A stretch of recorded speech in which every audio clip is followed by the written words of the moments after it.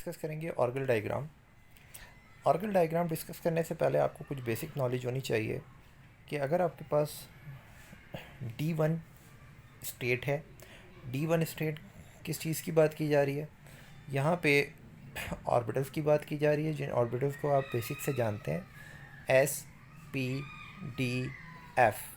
इसमें से हम डी की डिस्कशन कर रहे हैं क्योंकि ट्रांजिशन मेटल्स में जो है वो ये सारी डिस्कशन होती है ऑर्गल डायग्राम की।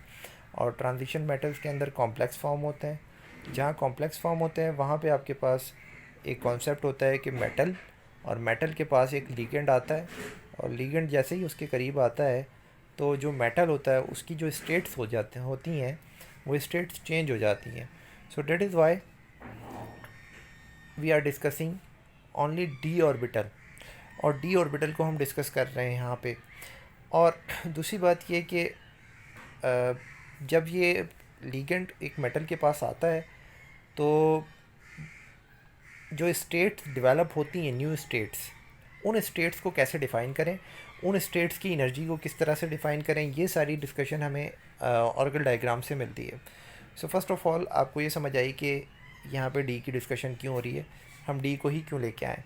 सब उसके बाद जब आप D1 की बात करें, D2, D3, D4, D5, एक कॉन्सेप्ट आता है हमारे पास ट्रम्प सैम्बल, ट्रम्प वैल्यूज़, जो कैपिटल डी और इसकी जो टोटल वैल्यूज़ होती हैं S, P, D, F, G, H, I and then J नहीं होता इसके अंदर, आगे फिर कुछ वैल्यूज़ होती हैं।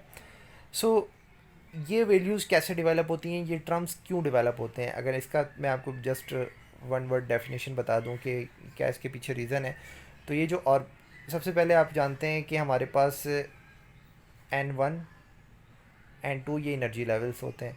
अगर आपके पास N1 एनर्जी लेवल है, इसके अंदर S ऑर्बिटल होता है जस्ट।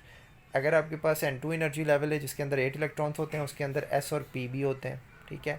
फिर आपके पास SP के साथ D भी आ जाता है N3 के अंदर, ठीक है, क्योंकि इलेक्ट्रॉन्स बढ़ जाते हैं, टोटल 18 हो जाते हैं। तो जिस तरह से N1 N2 N3 के अंदर ऑर्बिटल्स की तादाद बढ़ रही है, इसी तरीके से जो ऑर्बिटल D है, डी ऑर्बिटल जो N3 के अंदर मौजूद है, इस डी के अंदर भी स्प्लिटिंग होती है। इस डी के अंदर स्प्लिटिंग किस तरह से होती है, जब ये डी स्प्लिट होता है तो ये कुछ टर्म्स सामने आती हैं हमारे पास, D F F D S, इस टाइप की टर्म्स सामने आती हैं। इस डी से ये टर्म्स डेवलप कैसे होती हैं, इसके पीछे का एक अलग हमारे पास प्रोसेस होता है। जब हम ये टर्म सैम्बल डिस्कस कर रहे होते हैं, आप अगर इसके बारे में समझना चाहते हैं, जानना चाहते हैं, तो देखिएगा जो टर्म सैम्बल के ऊपर लेक्चर्स हैं। सो किस तरह से आप D1 का ये टर्म सैम्बल D2 निकाल सकते हैं। D1 का तो निकालना बहुत ईजी है। ये अगर मैं आपको बताऊं सिर्फ जस्ट D1 के लिए, तो एक इलेक्ट्रॉन है इसके अंदर, और इस तरह से आपके पास ब्लॉक्स मौजूद हैं, ठीक है। डी के अंदर कितने ब्लॉक्स होते हैं, तो टोटल आपके पास 5 ब्लॉक्स होते हैं, ठीक है, 1 2 3 4 5, ठीक है। तो यहाँ पे जस्ट इलेक्ट्रॉन यहाँ पे मौजूद है। इलेक्ट्रॉन अगर यहाँ मौजूद है तो इस इट्स मीन डैट कि इसकी एक स्पिन होगी, ये स्पिन क्या होगी, 1/2 होगी, ठीक है। ये स्पिन क्या होगी, 1/2 होगी। फिर एक कॉन्सेप्ट आता है आपके पास 2s+1 का। 2s+1 अगर हम यहाँ पे डिस्कस करें, 2 1/2 +1, ये जो स्पिन है यहाँ पे मैंने रख दी, मैं आपको बहुत शॉर्ट में बता रहा हूँ। तो ये आंसर आएगा आपके पास 2, ठीक है। ये एक आंसर आया आपके पास स्पिन के अकॉर्डिंग एक इलेक्ट्रॉन की। एंड देन फिर आपके पास ये जो टर्म होती है, इसको हम L से अगर डिनोट करें तो यहाँ पे इसकी मल्टीप्लिसिटी लिखते हैं हम 2s+1, और यहाँ पे J की वैल्यूज़ लिखते हैं। हमें अभी J की वैल्यू से कंसर्न नहीं है, फिर ये टर्म सैम्बल बन जाता है। इसको फिर हम डिटेल में डिस्कस करते हैं कि J की वैल्यू किस तरह निकलती है। बहरहाल आपको ये समझ आया, अभी मैंने इसके लिए जो वैल्यू निकाली 2, तो इस D के लिए यहाँ पे यानी कि जो वैल्यू आई ये 2 आई, ठीक है। अब ये D कैसे आया, इसको डिस्कस कर लेते हैं। D कुछ इस तरह से आया कि अगर आप यहाँ पे इलेक्ट्रॉन्स फिलअप करें, 5 ऑर्बिटल्स हैं, तो ये जो वैल्यू होती है आप ये जानते हैं कि मिड वाले की वैल्यू 0 है। मैग्नेटिक क्वांटम नंबर्स की बात कर रहा हूँ मैं। इसी तरीके से यहाँ पे आपके पास वैल्यू है +1, यहाँ पे आपके पास वैल्यू है -1, यहाँ पे वैल्यू है -2, यहाँ पे वैल्यू है +2, ठीक है। तो इलेक्ट्रॉन सबसे पहले कहाँ फिलअप होगा, +2 में फिलअप होगा। अगर +2 ml की वैल्यू है तो इट्स मीन डैट कि यहाँ पे आपके पास L की वैल्यू क्या होगी, L की वैल्यू होगी 2, ठीक है। जब आपके पास L की वैल्यू 2 आ गई, कैपिटल L की वैल्यू है ये, मैंने डायरेक्ट की कैपिटल S लिख दिया था। स्पिन हम पहले स्मॉल s से डिनोट करते हैं, फिर हमारे पास टोटल स्पिन जो आती है वो कैपिटल S आती है, ठीक है। कैपिटल S बराबर होता है summation of the small s का, और कैपिटल L बराबर होता है summation of the small l का। ये सारे कॉन्सेप्ट हम ट्रम सिंबल डेवलप करते हुए डिस्कस करते हैं। मैं आपको जस्ट कॉन्सेप्ट देना चाह रहा हूँ कि ये ट्रम ड्राइव होती है। सो मेरे पास L की वैल्यू 2 आई, तो अब आपके पास जो L की वैल्यू 0 होती है, फिर L की वैल्यू 1 होती है, फिर L की वैल्यू 2 होती है। तो इसी तरीके से यहाँ से ये ऑर्बिटल्स आते हैं S, capital P, capital D, and then L की वैल्यू 3 होगी तो F हो जाएगा। सो ये D भी आ गया और 2 भी आ गया। तो आपने ये तो ड्राइव कर ली जिस तरह से 2D ड्राइव की है, इसी तरीके से D2 के लिए 3F भी ड्राइव होती है।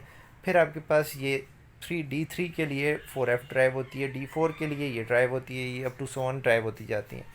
D1 के लिए जो वैल्यू आती है वही वैल्यू D6 के लिए आती है, D2 के लिए जो वैल्यू आती है वही वैल्यू D7 के लिए आती है, D3 वाली वैल्यू आपके पास D8 के लिए आती है, D4 की वैल्यू D9 जैसी आती है। बहरहाल जो रिलेशन है वो कुछ इस तरह से बनता है 2n-1 के रूल के अकॉर्डिंग, वो मैं भी आपको बता दूंगा। सो ये जो मैंने आपके पास साइड में लिखी हुई है, D1 और D9 की वैल्यू सेम है, D2 और D8 की वैल्यू सेम है, D3 और D7 की वैल्यू सेम है, D4 और D6 की वैल्यू सेम है, D5 और D5 के लिए ऐसा D5 जो है वो सेम अलाउन होता है। अच्छा, इनको लिखने का पैटर्न देख लें कि अगर आपको ऑर्गल डायग्राम बनानी है शॉर्ट में तो आप लिखने के लिए पैटर्न किस तरह लिखेंगे। जस्ट आप D1, D2, D3, D4, D5 तक लिखें, उसके बाद DFF DS, right, DFF DS ये लिख दें, ठीक है। 6, 7, 8, 9, 10 के लिए DFF DS, 1, 2, 3 से लेकर 5 तक जो है वो DFF DS।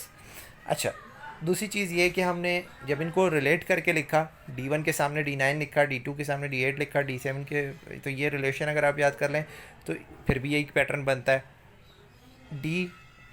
DFF DS।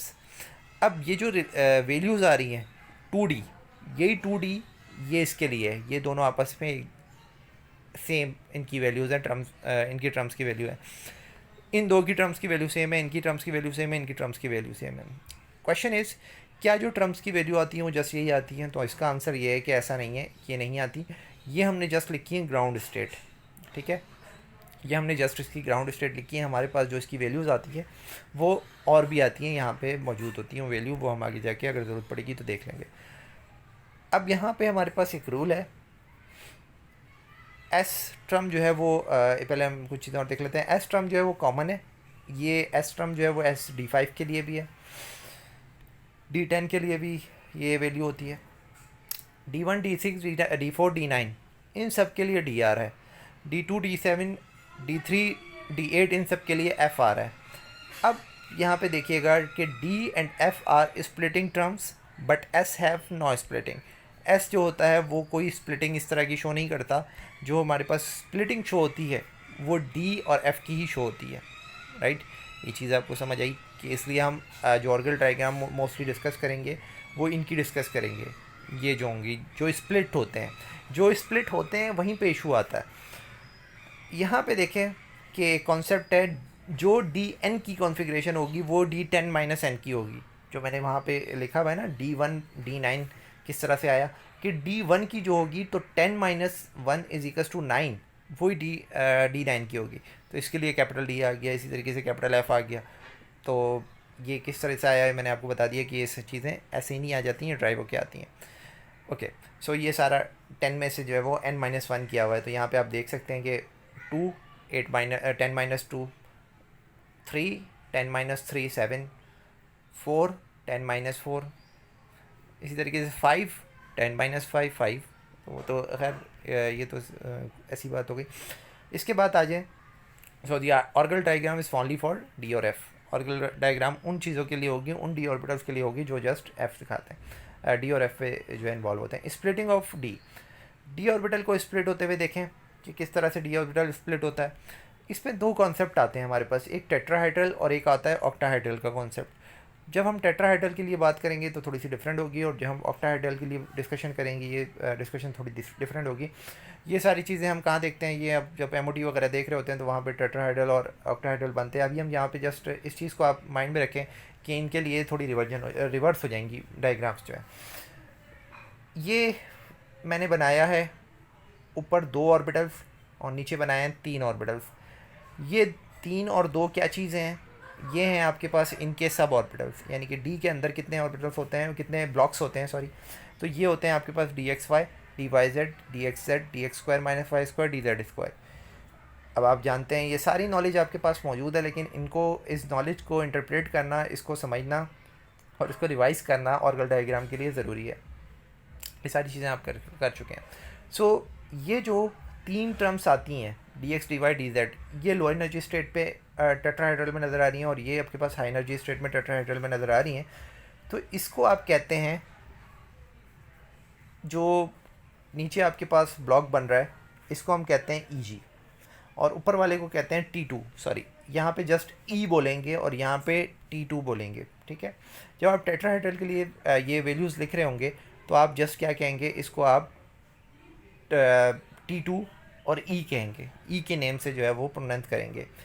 दूसरी चीज़ ये कि जब आप इसको ऑक्टाहाइड्रल के लिए कह रहे होंगे तो आप ई जी और T two G word use करेंगे, राइट। सो एक ये चीज़ हो गई। अच्छा, सो एक चीज़ ज़रा यहाँ पे देखिएगा कि ये जो टी टू जी है, यहाँ पे मुझसे मिस्टेक हुई है आई थिंक, ये जो आपके पास टी टू जी है इसके पास 3 स्टेट्स हैं। ये जो ई जी है इसके पास 2 स्टेट्स हैं और ये ऑक्टाहाइड्रल के लिए फिगर बनी हुई है। टी टू जी यही रहता है 3 ब्लॉक्स वाला, और ये ऊपर चला जाता है टेट्राहाइड्रल में। सॉरी, टी टू जी कह लें या टी टू कह लें, क्योंकि वो टेट्राहाइड्रल के लिए टी टू वर्ड यूज़ होता है। यहाँ पे जो ब्लॉक्स होंगे वो 2 होंगे, यहाँ पे मैंने बाई मिस्टेक 3 बनाए हुए, लेकिन ये जो इसको हम ई कहेंगे, ये जो ई होता है इसका नीचे आ जाता है और टी ऊपर चला जाता है, ठीक है। ये चीज़ आपने माइंड में रखनी है। अब स्प्लिटिंग देखें कि ये स्प्लिटिंग देख सकते हैं आप, यहाँ पे डी ऑर्बिटल की स्प्लिटिंग हम शो कर रहे हैं कि डी ऑर्बिटल को जब आप वही हमने ऊपर जिस तरह स्प्लिटिंग बनाई, अब हम इस तरह बनाएंगे ऑर्गल डायग्राम में कि ई जी, टी टू जी, ई और टी, ठीक है। सो अब आपको ये कॉन्सेप्ट आ रहा होगा कि ई में क्या है। ई में एक्चुअली ब्लॉक्स हैं, 2 ब्लॉक्स हैं। कौन से ब्लॉक हैं, D X square Y square D Z square. यहाँ पे ब्लॉक्स हैं किसके, डी ऑर्बिटल के ब्लॉक हैं। यहाँ पे आपके पास ब्लॉक्स हैं, यहाँ पे आपके पास ब्लॉक्स हैं। तो अच्छा, ये जो नई चीज़ें आपके सामने आ गई, क्या क्या, टी टू जी एक वर्ड हमने यूज़ किया, ई जी हमने एक चीज़ यूज़ की। ये एक नए सिंबल्स होते हैं जो मेलिकन सिंबल्स के नाम से जाने जाते हैं। और ऐसा कब होता है, एक चीज़, एक पॉइंट, आपने ये तो देख लिया कि ये सारी फिगर बनी, लेकिन ये फिगर कैसे बनी। ये आपके पास डी ऑर्बिटल नॉर्मल था, इसको नॉर्मल रहना चाहिए था, लेकिन ये स्प्लिट हुआ। ये स्प्लिटिंग का रीज़न क्या है कि मेटल के पास लीगेंड आया, लीगेंड उसके करीब आया। जब लीगेंड इसके करीब आता है तो मेटल की ओरिएंटेशन चेंज होती है और ये सारे फिनोमेनास होते हैं। अब कौन से ऑर्बिटल, कौन से लीगेंड्स जो है ऑक्टाहाइड्रल बनाते हैं और कौन से टेट्राहाइड्रल बनाते हैं, उसके अकॉर्डिंग ये स्प्लिटिंग होती है। तो वो हमें लीगेंड का नेचर बताता है कि कौन ऑक्टा में जाएगा और टेट्रा में जाएगा। ये सारा इनऑर्गेनिक का कॉन्सेप्ट है। अभी हम जस्ट यहाँ पे स्पेक्ट्रोस्कोपी में ये चीज़ें देख रहे हैं कि ये किस तरह से सारी एनर्जी की सेपरेशन होती है।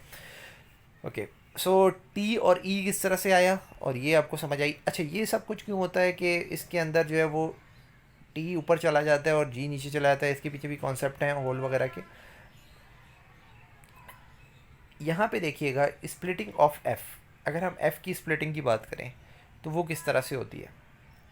सो एफ़ जब स्प्लिट होगा तो ये आपको नज़र आ रहे हैं, आप जानते हैं कि एफ़ के अंदर कितने आपके पास ब्लॉक्स होते हैं, 7 ब्लॉक्स होते हैं। हर ब्लॉक में 2 इलेक्ट्रॉन्स आते हैं, तो इस तरह से आपके पास 14 इलेक्ट्रॉन्स कंप्लीट होते हैं।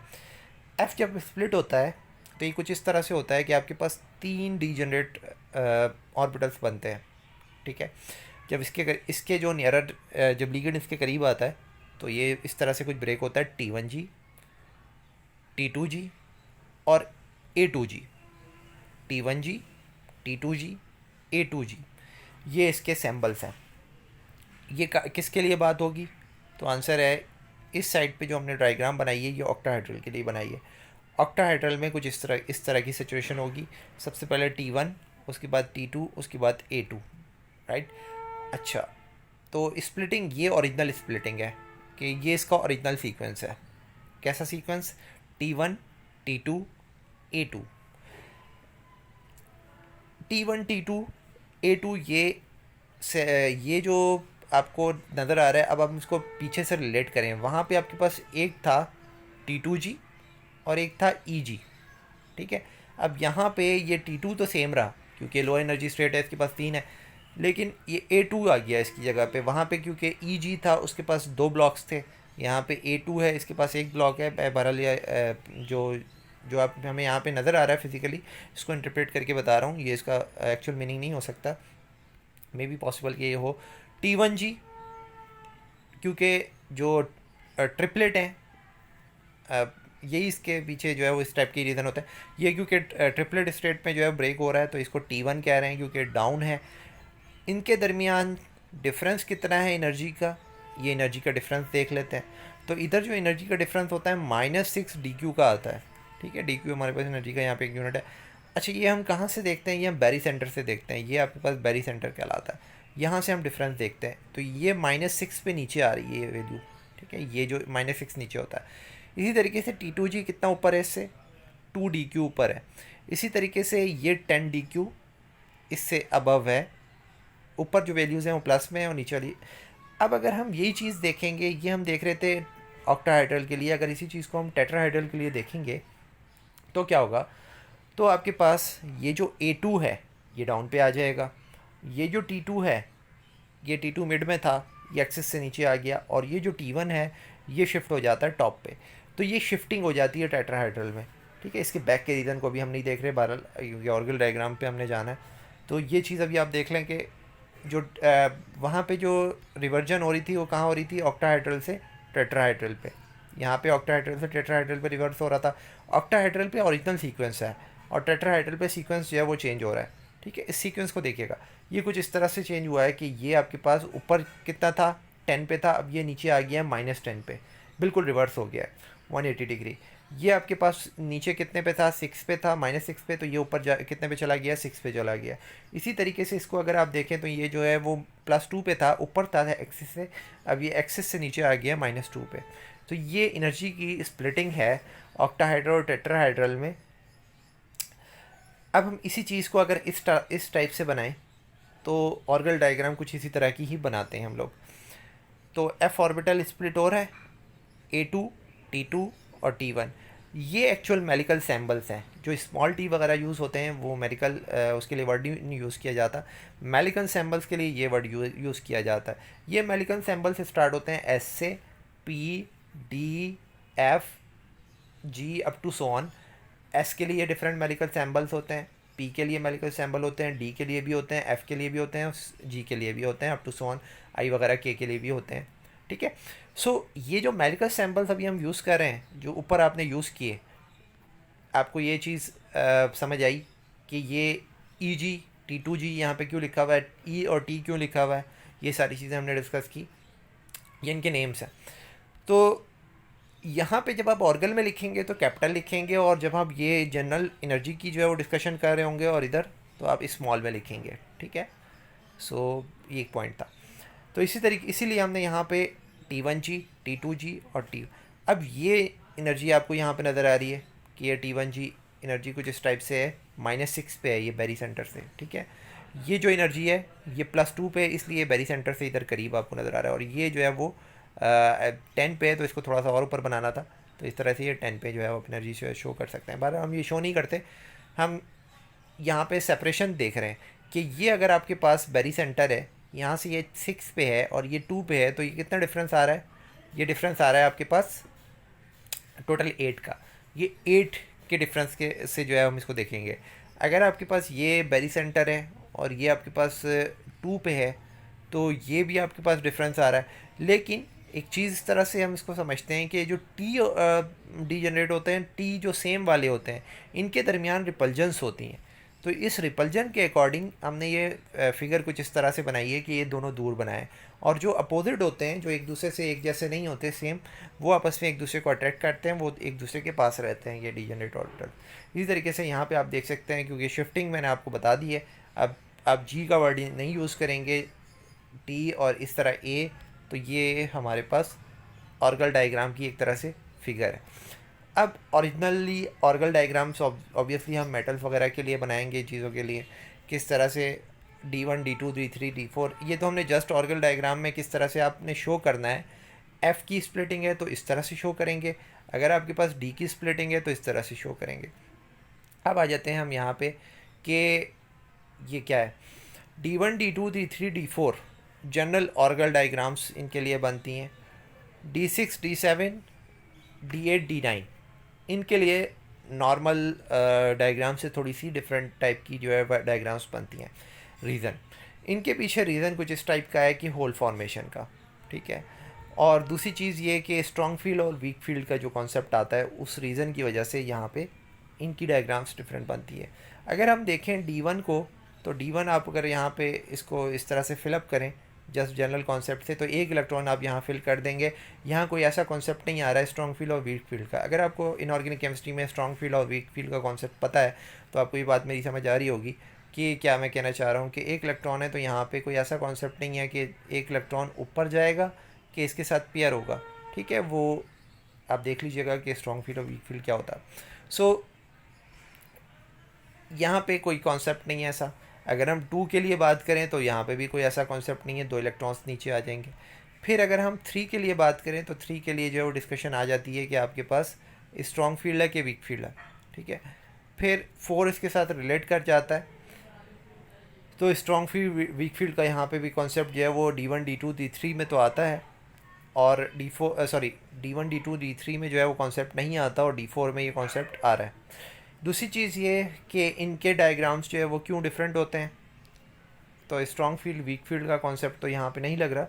यहाँ पे एक और कॉन्सेप्ट होता है होल फॉर्मुलेशन का।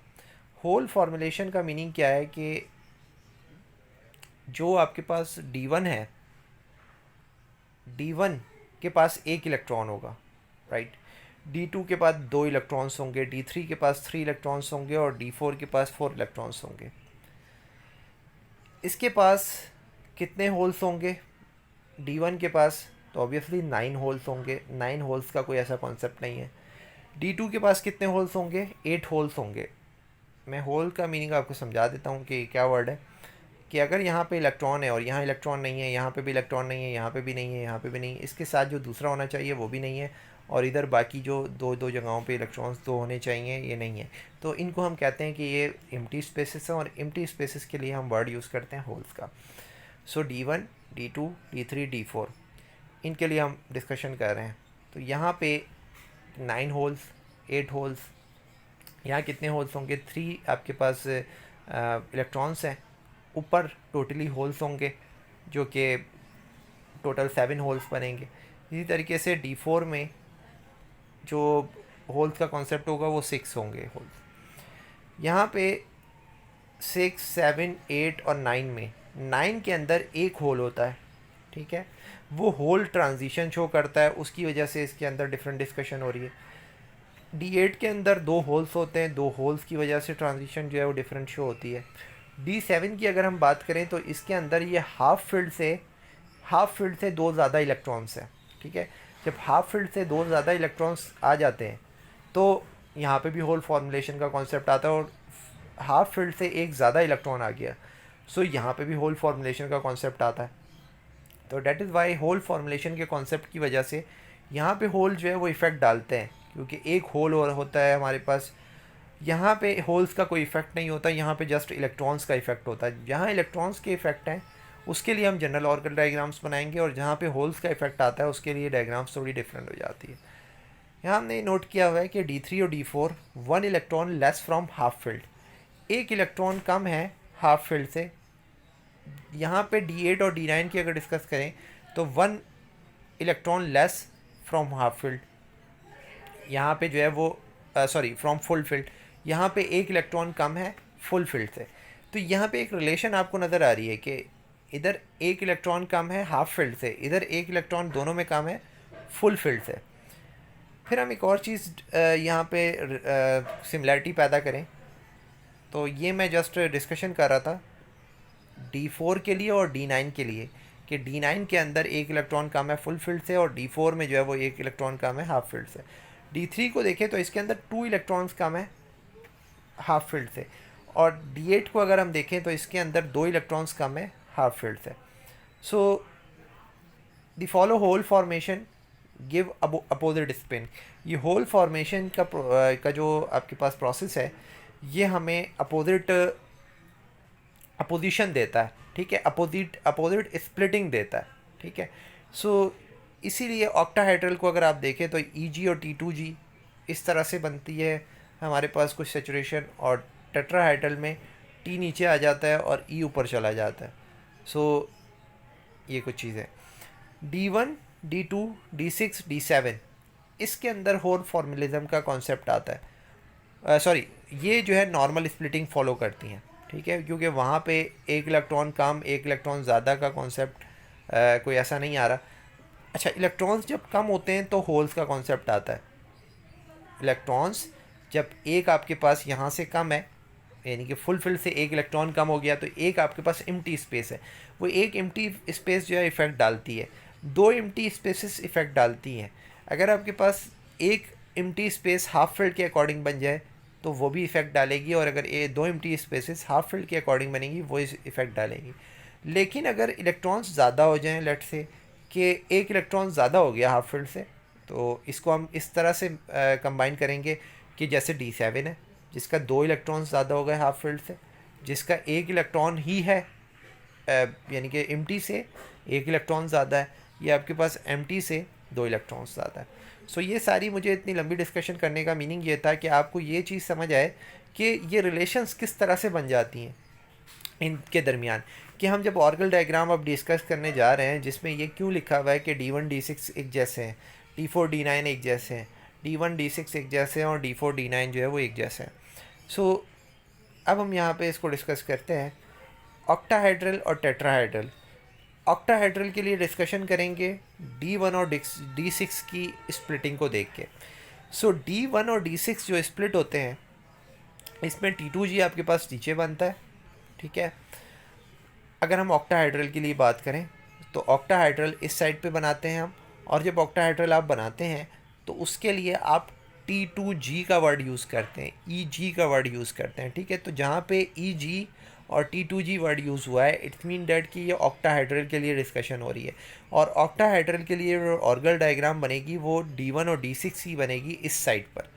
तो हम जस्ट ऐसा करते हैं कि सबसे पहले D6 और D1 की ऑर्गल डायग्राम यहाँ पे सेपरेट करके मैं आपके लिए बना रहा हूँ, और क्योंकि D1 और D6 के अंदर कौन से ऑर्बिटल्स इन्वॉल्व हैं, D ऑर्बिटल्स इन्वॉल्व है, इसीलिए इसकी जो ऑर्गल डायग्राम्स है वो सारी बिल्कुल एक ही के अंदर हमने फिट की हैं और बताने की कोशिश की है किस तरह से ये सब बन रही हैं। सो ये चीज़ मैं आपको ज़रा रिवाइज़ करवा दूं कि यहाँ D ऑर्बिटल है 1 6 4 9, ये वर्ड ये नंबर्स याद रखिएगा। सो 1 6 4 9 को अगर आप यहाँ जाके देखेंगे जहाँ हमने ऑर्बिटल्स लिखे थे, स्प्लिटिंग लिखी थी ये स्टार्ट में, सो ये देख लें आप 1 4 6 और 9, ये 1 4 6 9 का जो सेट है इनके लिए जो चीज़ें हैं आपके पास, जो ये कैपिटल जो टर्म्स हैं वो D की हैं। तो यहाँ पे हम जस्ट D की स्प्लिटिंग देखेंगे। सबसे पहली बात आपको ये समझ आई कि ये चार जो डायग्राम्स जो है वो एक ही फिगर के अंदर हमने बनाई हुई हैं, ये हमने कैसे बना दी हैं, क्यों बना दी हैं, ठीक है। दूसरी जो आपके पास ऑर्बिटल्स हैं D2 हो गया, D3 हो गया एंड 7 हो गया, 8 हो गया, वो सारे उसके अंदर F इन्वॉल्व होता है, फिर हम F को स्प्लिट करना पड़ेगा, और जब आप F को स्प्लिट करेंगे तो फिर क्या होगा आपके पास, तो फिर वहाँ पे आपके पास T1G आएगा, वहाँ आपके पास T2G आएगा, और वहाँ पे आपके पास फिर AG आएगा, A2G जो भी था। तो ये सारी चीज़ें आएंगी, और ये जब स्प्लिट होंगी तो आपके पास 3 लाइंस नज़र आ रही होंगी, जैसे कि आपको यहाँ पे जस्ट 2 लाइंस और सिंपल जो है फिगर नज़र आ रही है। तो इसीलिए हमने इस सारे मीनिंग की वजह से हमने ये बात की थी कि ये जो फिगर होती हैं 1 6 4 9 वाली, ये थोड़ी सिंपल होती हैं नॉर्मल, और दूसरी वाली जो है वो थोड़ी सी डिफरेंट होती हैं, ठीक है। सो आई होप आपको ये सारे चीज़ें समझ आई होगी कि ऐसा हम क्यों बनाते हैं। इसके बाद अगर हम थोड़ी सी और डिस्कशन करें कि हम बात कर रहे थे कि ऑक्टाहेड्रल की, ऑक्टाहेड्रल के लिए हम जी का वर्ड यूज़ करते हैं और जस्ट आप यहाँ पे इस तरह से इसको बनाएं तो ऑक्टाहेड्रल के लिए 1 और 6 के लिए जब आप बनाएंगे तो यहाँ आप लिखेंगे T2G, ठीक है, और ऊपर आप लिख देंगे EG। तो ऑक्टाहेड्रल के लिए ये जो सिंपल सा केस रहता है, T2G नीचे ही रहता है और EG जो है वो ऊपर चला जाता है, ठीक है, T2G नीचे और EG ऊपर। और ये एक नॉर्मल सा केस है, ये नॉर्मल केस है हमारे पास, ठीक है।